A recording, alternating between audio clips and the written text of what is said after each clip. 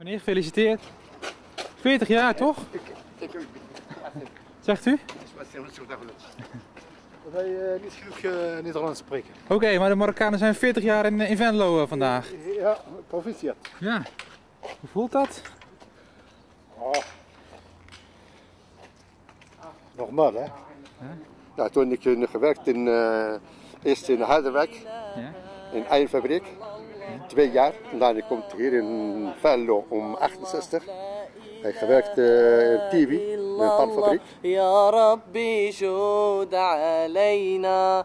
La ilaha illallah, la ilaha illallah, la ilaha illallah. Ya Rabbi shud alayna. Na 40 jaar in Venlo hadden ze wel vlaai kunnen brengen hier, hè? Ja. In principe wel, het hoort erbij, hè? Er is echt Marokkaans eten wat er allemaal staat. Ja, verschillende koekjes, allemaal mandelpitjes, hazelnoten, noem maar op, hè? Dus, Maar ze zijn wel genoeg ingeburgerd, denkt u, in Venlo? ik ga ervan uit na 33 jaar wel, hè? Want u woont 33 jaar in... Ik woon al 33 jaar in Venlo. Ja. Mijn ouders al voor, maar die zijn teruggekeerd in 92. Ik ben gebleven omdat ik me daarachter niet meer kan aanpassen.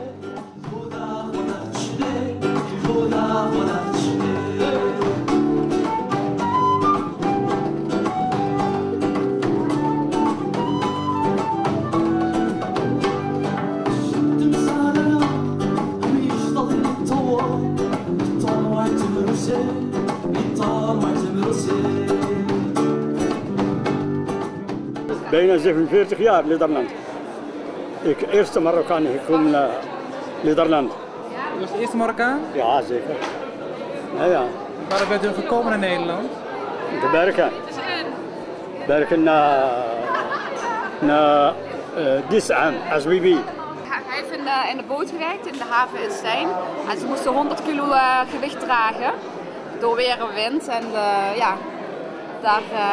Hij vertelt altijd tegen ons van, jullie stellen jezelf te veel voor van het werken. Wij hebben echt moeten werken, jullie niet.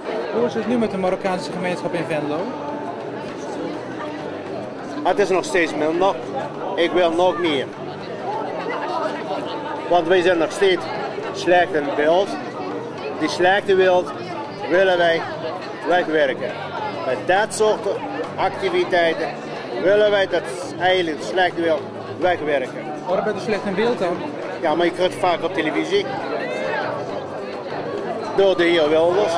Ik zeg niet dat er geen waarheid achter zit.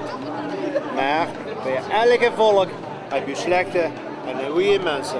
Maar bij ons worden bekijken alleen die slechte mensen. En de goede mensen zijn genoeg voorbeelden te noemen. Kijk maar hier voor je heen. Er zijn nog heel goede voorbeelden te noemen voor de maatschappij. Dat wij echt heel goed bezig zijn. Niet alleen met slechte dingen.